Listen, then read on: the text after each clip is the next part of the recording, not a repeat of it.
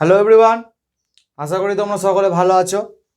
আজকে আমরা একটু অন্য কোনো টপিক নিয়ে আলোচনা করব। টপিকটা খুব গুরুত্বপূর্ণ, এটা তোমাদের জীবনে খুব কাজে লাগবে। তোমরা রোজ শুনেছো, নিত্য নতুন জীবনে তোমাদের রোজ এই শব্দটা বারবার শুনতে পাও, সেটা হচ্ছে স্ট্যাম্প পেপার। এটা তোমাদের পলিটিক্যাল সায়েন্সের সাথেও খুব জড়িত এবং তোমাদের দৈনন্দিন জীবনেও খুব কাজে লাগবে এই বিষয়টা, ঠিক আছে? তো আমরা আজকে আলোচনা করব কোন বিষয় নিয়ে? আজকে আমরা আলোচনা করব হচ্ছে স্ট্যাম্প নিয়ে, ঠিক আছে? আমরা বিভিন্ন রকমের স্ট্যাম্প পেপার দেখতে পেয়েছি, ঠিক আছে? স্ট্যাম্প পেপার হচ্ছে কি, তোমরা দেখেছো বিভিন্ন এভিডোভিট করার সময় দেখেছো উপরে লেখা থাকে 50 টাকার স্ট্যাম্প পেপার, বা কোনো এগ্রিমেন্ট করার সময় যখন দেখবা কোনো জায়গায় ভাড়া বাড়ি নাও, রেন্টে কোনো কিছু না, দেখবো উপরে এগ্রিমেন্ট করায় যার বাড়িতে তোমরা ভাড়া থাকতে যাও বা যেখানে থাকো ওখানে দেখবা লেখা থাকে 100 টাকার স্ট্যাম্প পেপার, ঠিক আছে? বা কখনো তোমরা দেখেছো 500 টাকার স্ট্যাম্প পেপার, কখনো তুমি দেখেছো 2000 টাকার স্ট্যাম্প পেপার, ঠিক আছে? তো আজকে আমরা দেখব যে স্ট্যাম্প বিষয়টা কিভাবে কাজ করে, ঠিক আছে? তো সবার আগে তোমাকে আগে জানতে হবে যে বিষয়টা, সেটা হচ্ছে স্ট্যাম্প পেপার সাধারণত কয় রকমের, ঠিক আছে? স্ট্যাম্প পেপার সাধারণত যদি তুমি দেখো, স্ট্যাম্প পেপার সাধারণত দুই রকমের। তোমরা যদি দেখো, একটা হয় জুডিশিয়াল, একটা হয় নন জুডিশিয়াল। সাধারণত তোমরা যেটা দেখতে পাও সেটা হচ্ছে নন জুডিশিয়াল, ঠিক আছে? জুডিশিয়াল স্ট্যাম্প পেপার যেটা হয় সেটা সাধারণত কোর্টে ব্যবহৃত হয়, ঠিক আছে? জুডিশিয়াল স্ট্যাম্প পেপার কোথায় ব্যবহৃত হয়? কোর্টে ব্যবহৃত হয়। তুমি যদি কোনো কোর্টে যদি কেস ফাইল করতে হয়, বা কোর্ট যদি কোনো রকম ফাইন তোমার উপর লাগায় বা কোনো নোটিশ করে, তাহলে ওখানে কি হবে? কোর্ট সবসময় জুডিশিয়াল স্ট্যাম্প পেপারের ব্যবহার করবে, ঠিক আছে? এছাড়াও এবার নর্মাল যে কোনো কাজে তোমরা যদি ব্যবহার হয়, যেগুলো সাধারণত কোনো এগ্রিমেন্ট তৈরি করতে বা কোনো পার্টনারশিপের কাজে বা এভিডোভিডের ক্ষেত্রে, ওখানে দেখবা নন জুডিশিয়াল লেখা থাকে, ইন্ডিয়ান নন জুডিশিয়াল স্ট্যাম্প, ঠিক আছে? তো তারপরে এটা বুঝে গেল, জুডিশিয়াল আর নন জুডিশিয়াল স্ট্যাম্প হয় সাধারণত, ঠিক আছে?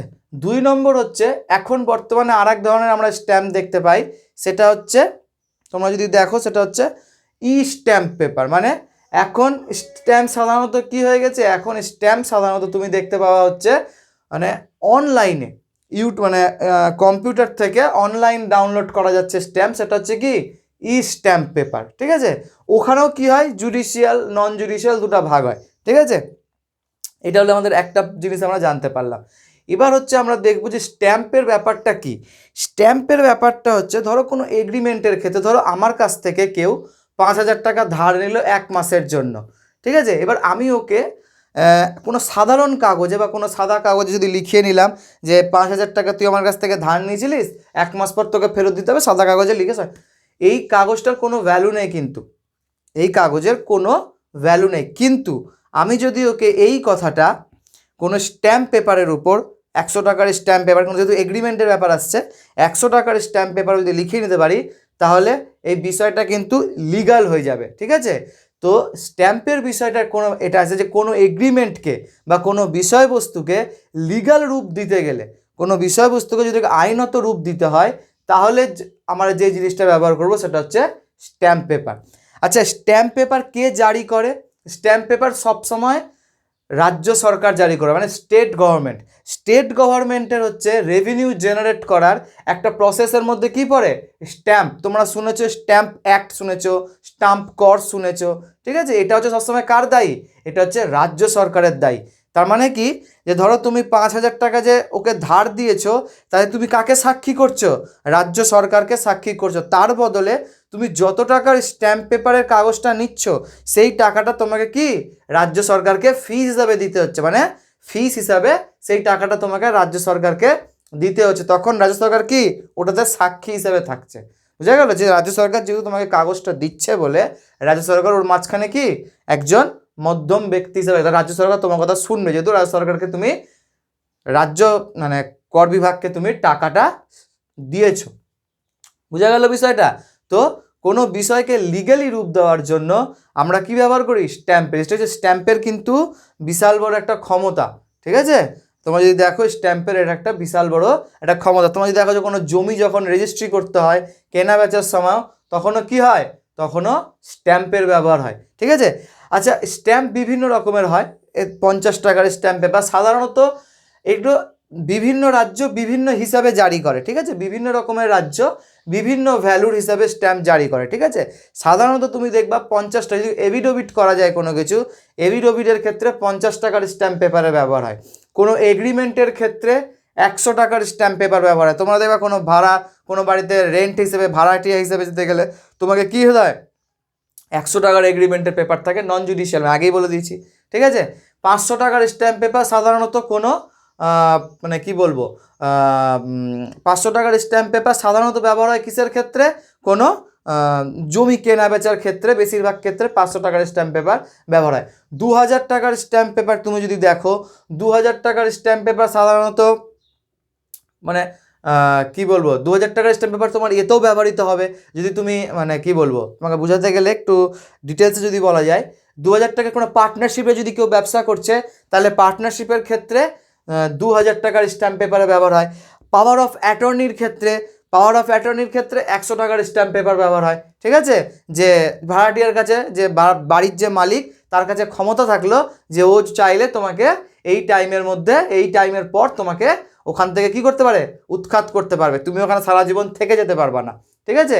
এগুলো হচ্ছে বিভিন্ন রকম, এটা হচ্ছে বিভিন্ন রাজ্য বিভিন্ন ইয়ে হিসাবে, নিজের রাজ্য হিসাবে এটা জারি করে। কোনো কোনো ক্ষেত্রে দেখবা স্ট্যাম্প এইভাবে তৈরি হয় যে তুমি যে টাকার অ্যামাউন্টের রেজিস্ট্রি করাচ্ছ, ওই অ্যামাউন্টের হিসাবে স্ট্যাম্প পেপার তৈরি হয়, ওটাকে লিগ্যাল বেসি ধরা হয়, ঠিক আছে। এটা হলো স্ট্যাম্পের বিভিন্ন কীরকম করে স্ট্যাম্প হয়। স্ট্যাম্প হচ্ছে সবসময় কি, তুমি যে টাকাটা দিচ্ছ সেটা সবসময় কি কোথায় যাচ্ছে, রাজ্য সরকারের কাছে যাচ্ছে। আচ্ছা, স্ট্যাম্পে তুমি যে দাম দিয়ে যে স্ট্যাম্পটা কিনছো, যে উপরে যে টাকাটা লেখা থাকবে, 100 টাকার হোক, 50 টাকার হোক, 500 টাকার হোক, 2000 টাকার হোক, যে টাকা লেখা থাকবে সবসময় সেই টাকাটাই তোমরা দেবে। ওইরকম যেন না হয়, অনেকে আছে যে আমি নিজে চোখে দেখেছি এই জিনিসগুলো, 100 টাকার স্ট্যাম্প 120 টাকাতে বিক্রি করতে দেখেছি, 100 টাকার স্ট্যাম্প 150 টাকাতে বিক্রি করতে দেখেছি। তো সেটা কোনোদিনও যাতে না করা, তুমি যাতে না করো, তার কারণ এটা একদম স্ট্রিক্টলি বলা আছে যে টাকার স্ট্যাম্প যত টাকা লেখা আছে তুমি তত টাকাই তাকে দেবে। তার তুমি ভাবা তাহলে যে বিক্রি করছে তার লাভ কি, ওখানে ওর লাভ ধরেই ওটা বলা আছে, ঠিক আছে। এটা রাজ্য সরকার জারি করে। এবার রাজ্য সরকার বিশেষ কোনো ব্যক্তিকে এটা অথরিটি দিয়ে রাখে, বিশেষ কোনো ব্যক্তিকে, যেটাকে আমরা কি বলি, যাদেরকে স্ট্যাম্প ভেন্ডর বলি, যাদেরকে আমরা কি বলি, স্ট্যাম্প ভেন্ডর। ওদের কাছে এই অথরিটি দেওয়া আছে যে তারাই এটাকে কি করতে পারবে, বেচতে পারবে। সাধারণত তোমাদের কোর্ট, যেটা কোর্ট এলাকা যেগুলো হয়, ওখানে তুমি স্ট্যাম্পের এগুলো দেখতে পাবা, ঠিক আছে। আচ্ছা, স্ট্যাম্প সবসময় দেখে নেওয়া উচিত যেটা নোংরা যাতে না হয় বা ব্যাক ডেটে যাতে না হয়, ওই ডেটেরই হয়, ঠিক আছে। এটা একটা হলো ব্যাপার। আর এক ধরনের জিনিস আমাকে অনেকেই জিজ্ঞেস করে এই বিষয়টা নিয়ে, যে একটা স্ট্যাম্পের ভ্যালিডিটি কত হয়, ঠিক আছে।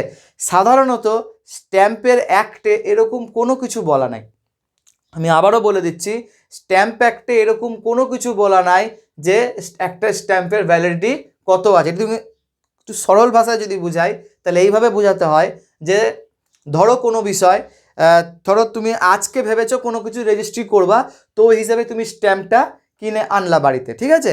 কিন্তু তুমি দেখতে পেলা ওই কাজটাতে তুমি ব্যবহার করতে পারলা না, মানে ওই রেজিস্ট্রিটা কোনো কারণে হলো না, তাহলে স্ট্যাম্পটা তোমার কাছে পড়ে থেকে গেল, ঠিক আছে।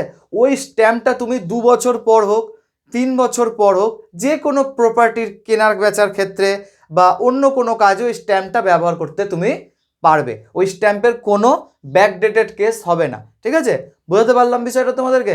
তুমি স্ট্যাম্প কিনে নিয়ে আসলে আজকে, কিন্তু ওই যেই কারণে তুমি কিনে এনেছিলে ওই কারণটা তুমি মানে ইউজ করতে পারলা না, ওই কারণে ওটা তো ওই স্ট্যাম্প পেপারটাকে তুমি 3 বছর পর আবার ইউজ করতে পারবে, ঠিক আছে। এরকম কোনো বাধা নিষেধ নেই।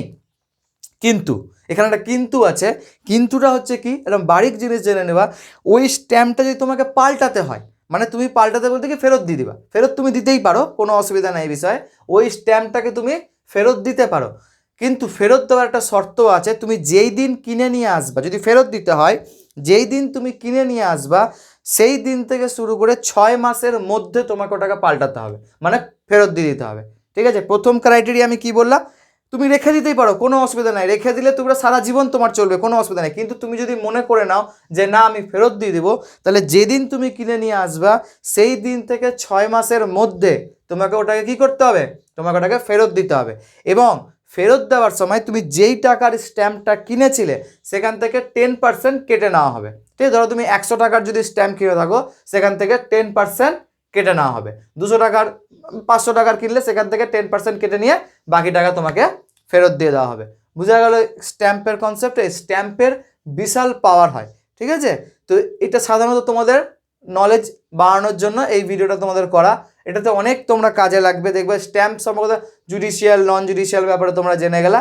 ঠিক আছে, তো এরকম আরও ভিডিওর জন্য তোমরা চ্যানেলকে লাইক করো, শেয়ার করো, সাবস্ক্রাইব করো। আচ্ছা, আরও একটা গুরুত্বপূর্ণ যেটা খবর, যেটা তোমাদের জেনে নেওয়া উচিত, ভারতবর্ষে স্ট্যাম্প ঘোটালা খুব গুরুত্বপূর্ণ বিষয়। বলে দেওয়ার পর আবার বলে দিচ্ছি, আমি আগেও এই কথাটা একবার বলেছি নার্কো টেস্টের ভিডিওতে। এই একটা ব্যক্তির নাম, যার নাম হচ্ছে আব্দুল করিম তেলগি। ভারতবর্ষে একজনই ব্যক্তি হয়েছে যে স্ট্যাম্পকে নিয়ে ঘোটালা করেছিল, স্ট্যাম্প ঘোটালা যেটাকে আমরা বলি। ঠিক আছে, স্ট্যাম্প ঘোটালা যদি তুমি করো তার জন্য তাকে 10 বছর, তার উপর নার্কো টেস্টও হয়েছিল, 10 বছর তাকে জেলে থাকতে হয়েছিল। IPC section 255, IPC section Indian penal কোডের 255 তোমাকে স্ট্যাম্প ঘোটালা সম্পর্কে পরিষ্কার বলে যে 10 বছরের সশ্রম কারাদণ্ড। ঠিক আছে, স্ট্যাম্প ঘোটালা ভারতবর্ষে আব্দুল করিম তেলগি করেছিল। তোমাদের জন্য আরও একটা খবর, আমি খুব শিগগিরই আর একটা খুব গুরুত্বপূর্ণ সিরিজ শুরু করব, যেখানে তোমরা দেখতে ভারতবর্ষের খুব গুরুত্বপূর্ণ কিছু কেস, যেরকম বললাম স্ট্যাম্প ঘোটালা, স্ক্যাম 1992 বা তন্দুর কাণ্ড। ঠিক আছে, যেখানে জ্বলন্ত আগুনে ভুজে দেওয়া হয়েছিল একটা মহিলাকে, মানে ওখানে কি করে পুরোপুরি বডিকে পিস পিস করে পুড়িয়ে দেওয়া হয়েছিল। এগুলো খুব গুরুত্বপূর্ণ কিছু কেস নিয়ে আলোচনা করবো, ভালো লাগবে তোমাদের। আশা করি খুব কম সময় তোমরা অনেক কিছু জানতে পারবে। ঠিক আছে, তো যারা যারা এখনও এই চ্যানেলের সঙ্গে যুক্ত হয়নি তারা যুক্ত হয়ে যাও, চ্যানেলকে লাইক করো, শেয়ার করো, সাবস্ক্রাইব করো। Thank you.